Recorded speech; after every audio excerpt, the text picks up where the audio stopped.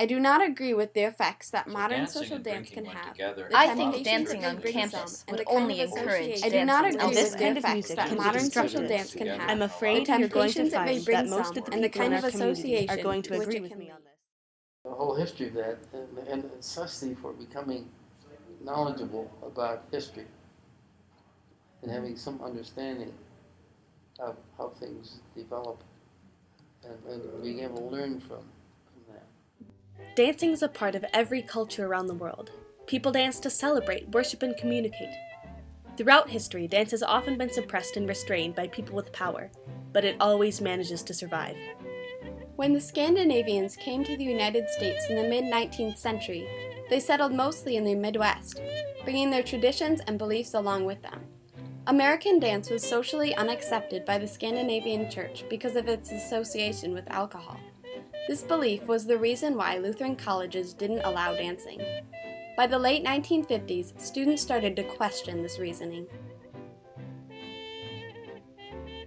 The dance revolution at Luther College was a large conflict between the administration and the student body concerning the students' right to dance. This was a crucial part of a revolt for social rights, changing the lives of students and their influence on the decisions of the college. This movement for a more democratic community was happening all across the country. In the 1960s, people throughout the United States were coming together to create a more equal society. These movements for justice were led by many social and political leaders such as President Kennedy, Martin Luther King Jr., and Harvey Milk, along with many others. There was a new sense of determination across the country. People were ready to be truly free. This cry for justice was strongly felt at colleges in the United States. The new generation of students were ready to speak out for their rights and reform discriminatory and limiting policies. Dancing proved to be a problem in religious colleges because it was often associated with sex, drugs, and alcohol. The administrators believed that if the students participated in these activities, they would go to hell. The students, on the other hand, felt that they had the right to dance, so they rebelled against the colleges in order to reform the policy. This ban on dancing was a big issue at Luther College in Decorah, Iowa. Since the late 1950s, students at Luther College had been trying to win the right to have social dances. President Ylvisaker and the religion department were very opposed to the idea of dancing and believed that it would provoke un-Christian activities. Ylvisaker was a lot like, well, most of the other presidents, that he didn't want these things changed. He didn't want dancing changed. He was especially against dancing. President Ylvisaker said, "I do not agree with the effects that modern social dance can have, the temptations it may bring some, and the kind of association to which it can lead. I think dancing on campus would only encourage dancing elsewhere."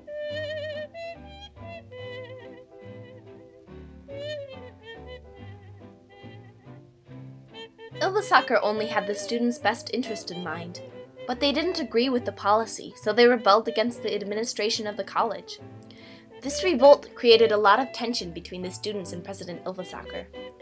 He believed that if social dancing was allowed, it would change the character of the college negatively. But then in the 1960s, students began to realize that they could assert themselves for their rights.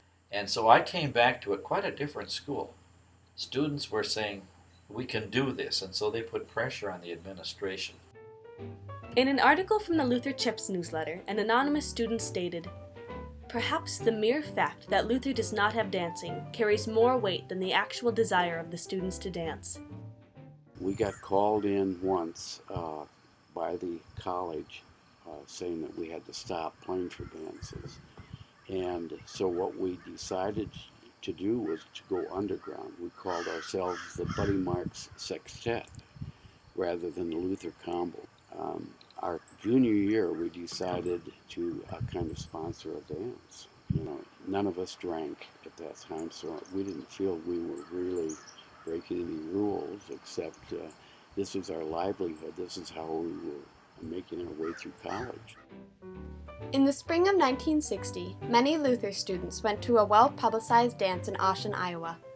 They had tried to rent a hall in Decorah, but everyone knew it was against Luther's policy to let them dance on or off campus, so they had to rent a hall in Oshen. The dance was meant to be a protest against the college's ban on social dancing. we had the college combo come and play for us, and we were having a fine time until the Dean of Students, Paul Lineberger, showed up and told us how bad we were, and he stopped the music, but he left, and we started the music again, and we started to dance. And he went back to Luther and got a great number of the Bible faculty, and they all came to Austin, got on the stage, and prayed for us sinners. That's when we thought it was getting pretty serious. The next day, all of the students who attended were required to turn themselves in to receive their punishment. A vote was taken within the faculty, and approximately 80% voted to have the students that attended the dance kicked out of Luther's program. The students' punishment was debated between the faculty until they decided that the students would be put on social probation for the rest of their college careers. The dance policy was finally changed on February 8, 1962, when President Ylvisaker resigned from office. He had recently developed Parkinson's disease and was afraid it would affect the success of the college. Ylvisaker was replaced by Elwyn D. Farwell at the beginning of the 1963 school year. This transition between Ylvisaker and Farwell, along with the restaffing of the religion department, changed the dance policy. And so a whole batch of new faculty came in. 3 of us were from Harvard, and we were trained all over the place. And everything changed, just like that. New teachers came in from all over the place, and it was exciting because we came from so many backgrounds. And that changed the whole college. And the guy who really kept pushing it was President Farwell. This led to other changes in school policies, including equal rights between male and female students. I think we ought to have the same standards for women as for men, and we didn't have up until then. Women had hours they had to stay, and the philosophy was that if you controlled the women, you controlled the men. Well, that's not fair. Even though the dance revolution was a great controversy between the students and President Ylvisaker, he was a highly respected figure and an important leader for the students. The president of the student body, John Lee, spoke for the students of Luther College, stating, "I regret to hear that the illness of our president has compelled him to resign from his office.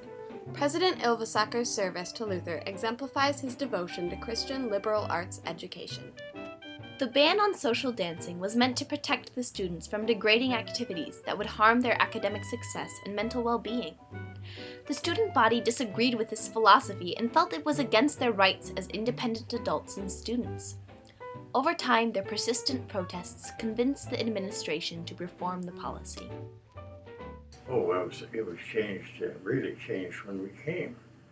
The faculty had voted in April or May of that year to allow dancing. And that was pretty much happening all across the colleges of the American Lutheran Church. Luther College lifted the dancing ban in 1962, and within several years other Lutheran colleges in the area followed Luther's example and reformed their dancing policies. Over time, more and more religious colleges reconsidered their restrictive policies and gave their students the rights they deserved. Luther and St. Oliver have always been the 2 leading schools among these colleges of the old church and among the other schools too. I think Luther was looked to as a leader, and so they watched what was doing here. Successful revolutions start small. They start by questioning society and looking for the truth. Through action, discussion, and cooperation, the students and the administrators reformed the dance policy and made Luther a more honest and free environment.